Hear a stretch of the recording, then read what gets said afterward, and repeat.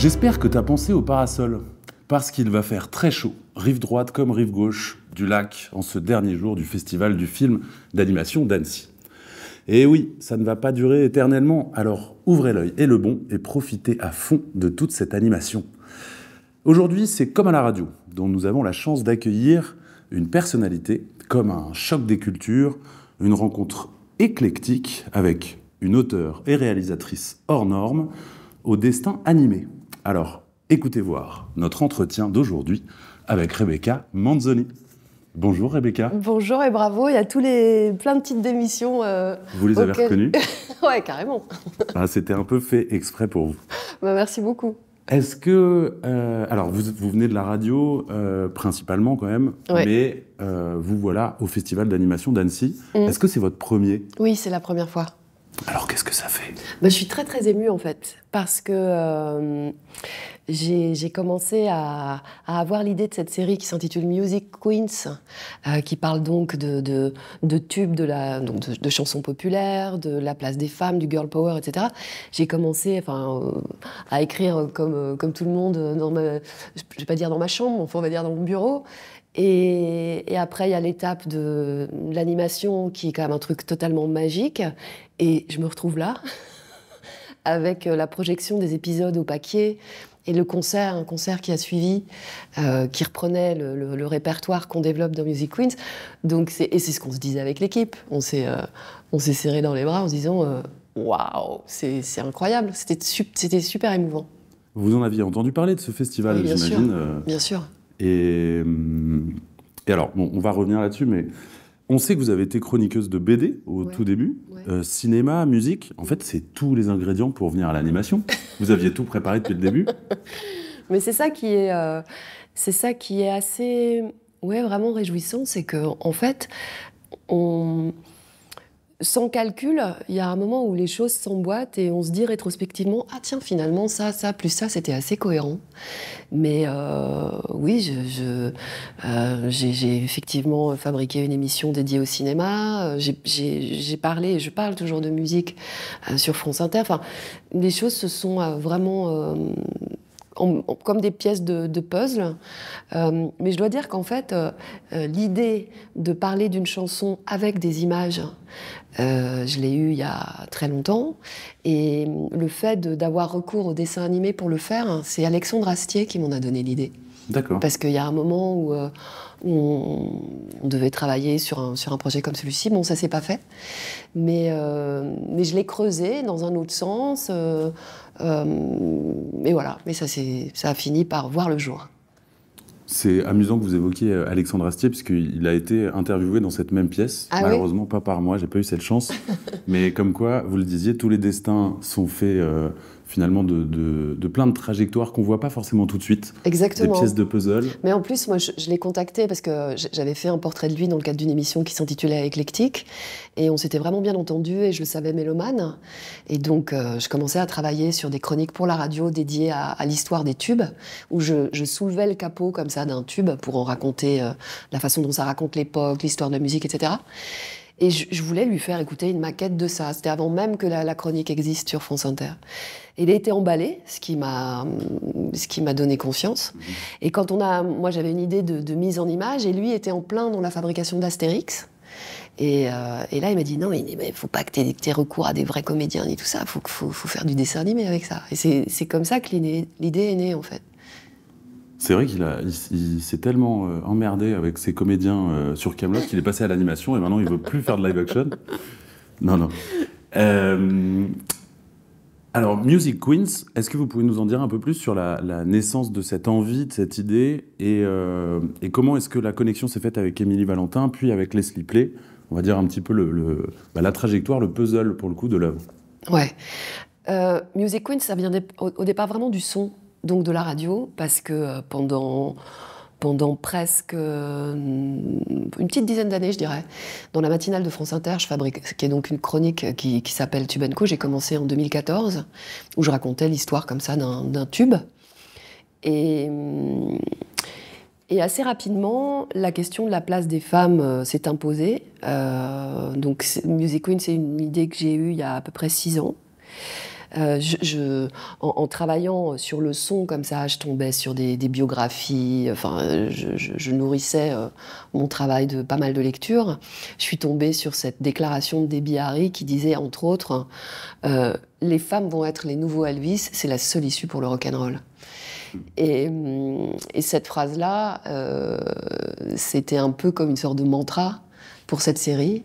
Donc j'avais toujours en tête cette histoire de parler de musique en images, et notamment de rendre hommage à la musique populaire et de dire à quel point elle pouvait changer les choses et le regard. Un tube, ça change les oreilles, mais ça change aussi le regard sur ce qui se passe dans la société. Et donc, vraiment, la question de la place des femmes dans l'histoire de la pop et dans l'histoire en général s'est imposée assez rapidement. Émilie Valentin, qui est co-autrice de la série et de la bande dessinée qui en découle, c'est quelqu'un que je connais depuis très longtemps parce qu'elle a été stagiaire sur l'une des émissions que j'ai faites, qui s'appelait donc Éclectique. Et puis après, elle a rejoint l'équipe d'une autre émission sur Arte comme reporter, journaliste. Puis elle écrit des documentaires. Enfin, c'est une autrice qui fait plein de choses.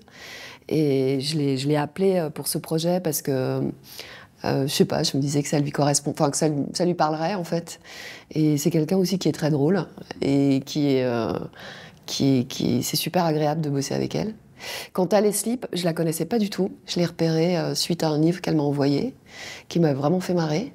Et voilà, et on s'est retrouvés comme ça, que des filles. C'était pas intentionnel, on s'est pas dit « Ok, c'est Music Queens, il y aura que des filles ». Non, pas du tout. Et la réalisatrice aussi, Amandine Fredon, est une femme, donc. Amandine Fredon, qu'on connaît bien, puisqu'on l'a eu l'année dernière à Annecy avec le petit Nicolas. Ouais. Qu'est-ce qu'on attend pour être heureux? Ouais. Cristal du long métrage. On peut pas s'empêcher quand même, c'est pas parce que je suis un homme, mais de se dire Music Queens, que des femmes dans l'équipe. Y a un peu de sexisme caché là-dedans? Non, justement, parce qu'en fait, encore une fois, c'est vraiment un hasard si les créatrices, j'allais dire si les créateurs sont des créatrices. Mais par exemple, pour ce qui concerne le son, c'est que des gars.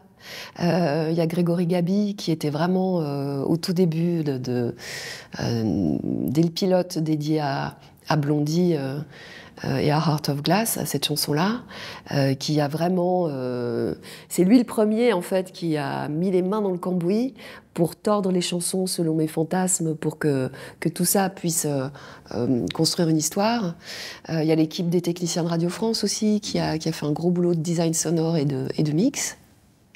Et puis le producteur s'appelle Alexandre Allier, et à ce jour, c'est un homme.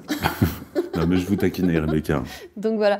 Non, mais en même temps, c'est important de les mentionner aussi parce que, évidemment, enfin, c'est pas à vous que je vais apprendre ça, mais le dessin animé, c'est quand même. C'est que du travail d'équipe, quoi. En faire tout seul, c'est pas vraiment possible. Bah, et comme non, beaucoup c'est de même choses d'ailleurs. un peu. Oui, voilà.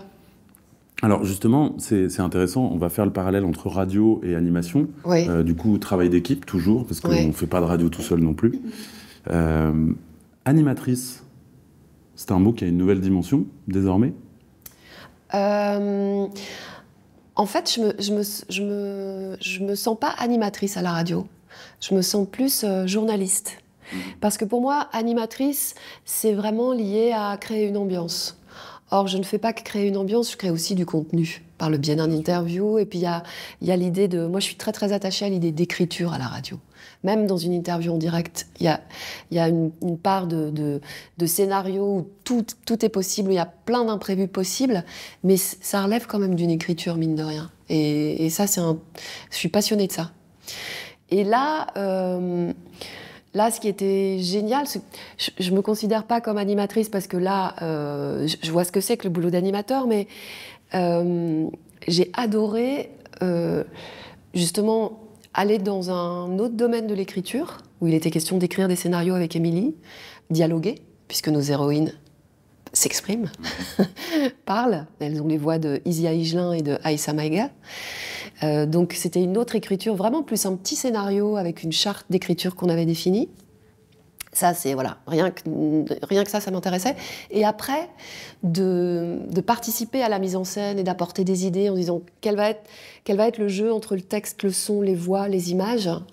Comment aussi on va intégrer toute une iconographie pop Parce que on a tous en tête des images liées aux chansons, qu'il s'agisse de clips, de pochettes d'albums, de photos mythiques, d'interviews télé, etc. Comment on va jouer avec ça? Comment on va y faire allusion ou pas? Ça, c'était un boulot passionnant. Ça, j'ai adoré faire ça. Donc finalement, l'animation, si on prend sa racine, qui est l'âme, la vie, le fait de donner vie à quelque chose, on va le retrouver dès qu'on s'exprime, dès qu'on crée quelque chose, dès qu'on rassemble des références. Que ce soit une émission de radio ou un projet d'animation, on sent que la vie est possible, et comme vous le dites, qu'il y a des trajectoires peut-être infinies qui nous attendent dès qu'on s'y met. En tout cas, ce qui est quand même... la radio, il y a quelque chose de quasi immédiat. C'est super souple. Enfin, je veux dire, oui, évidemment, il faut un émetteur, il faut du matos, d'accord. Mais il y a quand même quelque chose de très, très immédiat. Le dessin animé, c'est évidemment plus long, mais il y a une sensation de, comme vous le dites, voir naître des personnages qui s'animent. En plus, moi, ce que j'ai adoré aussi, c'est la fluidité, en fait. C'est dans un scénario, la façon dont on passe non seulement d'une idée à une autre, mais d'une image à une autre, sans que ce soit une illustration au premier degré, comme ça. Enfin, il y a des épisodes à ce titre auxquels je tiens beaucoup. Donc, le fait que les personnages s'incarnent, même si ce sont des dessins en mouvement et en voix, ça c'est un émerveillement de gosse, quand même. Enfin, j'adore mon métier de radio et je suis passionnée de ça. Mais ça, des personnages qui prennent vie, c'est Disney, quoi. Enfin, c'est toute proportion gardée, évidemment. Mais ce que je veux dire, qu'en termes de sensations, il y a un truc de gosse. Il y a un truc, ah ouais alors que bon, des dessins animés, moi j'ai des enfants, enfin, j'en vois et j'en ai vu beaucoup. Mais voilà, d'avoir... imaginer une histoire qui évidemment repose sur des informations bien bel et bien réelles et précises et tout, mais que ça prenne vie comme ça, ouais, c'est un émerveillement de gamine. Mais c'est pas grave d'être une gamine. Ah non, mais j'ai trouvé ça génial. C'est super de vivre ça. Ici, je crois dans justement cette grande communauté de l'animation, il y a finalement que des gamins déguisés en adultes. Et encore, ils sont même pas déguisés en adultes. Mais ça se sent dans l'ambiance du festival. Moi, c'est la première fois que je viens et je trouve qu'il y a un côté hyper convivial et accessible qui est très, très agréable. C'est super agréable, ça. Il y a cette accessibilité, je dirais. C'est vrai qu'il y a des très grands noms de l'animation, mais finalement, dans cet univers-là, ça ne veut pas dire grand-chose. C'est des grands noms parce qu'ils ont fait plein de choses et qu'ils ont donné beaucoup d'influence à d'autres, mais ils sont aussi accessibles que quand ils ont commencé. Oui, c'est pas c'est pas le festival de Cannes, quoi. C'est sans Vous y avez été pour le festival de Music Cannes? Queens? Non. Mais j'y ai été pour mon travail, en fait. Oui. Et je trouve ça... Enfin, c'est pareil, c'est passionnant, hein. Mais c'est une autre ambiance. Ça, voilà. Paraît-il. En tout cas, celle-là est réjouissante.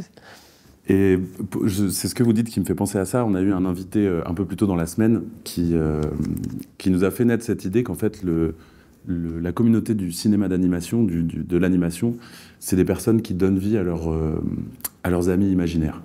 Ouais. Mais je trouve ça très juste. Oui, je trouve ça très juste. Ce qui est effectivement une référence enfantine. Mais finalement, est-ce que la solution, c'est pas de rester enfant jusqu'au bout? Rester enfant, je suis pas sûre. Parce qu'il y a aussi beaucoup d'avantages à prendre de l'âge. Mais on a le droit d'être de vieux enfants. Mais ce que je veux dire, c'est qu'en tout cas, en préserver une bonne part, entre autres de ce côté assez émerveillé, quoi, et d'enthousiasme, et d'envie, ça oui, bien sûr, ouais. Et en vivant, pour moi, c'est la première fois que j'ai la possibilité comme ça de participer à une aventure de dessin animé. Oui, c'est vraiment... C'est trop bien. C'est magique. Exactement. Et ça me fait penser, puisqu'on est dans la narration, dans le fait de raconter des histoires, raconter, compter, et finalement, tous les contes qu'on a connus quand on était petit finissaient par ils vécurent heureux et firent beaucoup d'enfants. Ouais. Ce qui n'est pas la fin de Music Queens. Non. Et bah ici, on pourrait dire que la phrase est plutôt ils vécurent enfants et firent beaucoup d'heureux. Ouais, sans doute. En tout cas, les animateurs, les réalisateurs qu'il y a ici font beaucoup d'heureux et beaucoup de nouveaux animateurs qui vont rendre d'autres générations heureuses, ou en tout cas émerveillées, comme vous dites, ou même apeurées. Il y a toute la palette d'émotions possibles et c'est ça qui est hallucinant. Alors, on va conclure parce qu'on pourrait parler des heures, hein, c'est passionnant, mais il y a du coup 20 épisodes de 2 minutes 47 qui sont programmés, c'est ça ? C'est quoi le prochain projet d'animation Vous revenez quand ? Oula, je sais pas, peut-être qu'il y aura une saison 2 ou sur un autre thème, parce que l'idée de Music Queens, c'est ni plus ni moins mettre en image une idée à laquelle je tiens et que j'ai aussi développée à la radio, c'est l'idée de la musique qui raconte l'époque. Là, en l'occurrence, à travers des héroïnes qui vraiment ont fait bouger les lignes pour ce qui concerne l'oreille qu'on prête et le regard qu'on pose sur les femmes, sur toutes les femmes, pas seulement celles qui montent sur scène. Et donc, on en a sélectionné 20, il y en a bien plus que ça. Donc, rien que dans ce domaine, il y aurait possibilité de faire une autre saison ou de le développer sur un autre thème. Mais l'écriture de scénario, même sur d'autres thèmes, ça m'a vachement plu, ouais. Donc ça va vous chatouiller encore ? Bah, je sais pas, j'espère. Que moi, ça me chatouille, oui. Après, il faut que... ça chatouille d'autres personnes avec vous. Voilà, c'est ça. Alors, peut-être que dès janvier 2024, il y aura un peu plus d'animation dans Le Masque et la Plume. Ouais. En tout cas, il y aura plus d'animation dans ma vie. Ça, c'est sûr. Parce que oui, là, à la rentrée, je vais commencer par présenter une émission le vendredi sur France Inter, donc entre 9h et 10h. Puis il y a d'autres choses qui vont se mettre en place. Mais effectivement, à partir de janvier 2024, je prends les manettes de cette... je serais presque tentée de dire de cette institution. Oui, bah, vous pouvez le dire. Enfin, en tout cas, on comprend le lien. Ouais. Vous cherchez un chroniqueur animation, non, par exemple ? Pour le moment, il n'y a pas...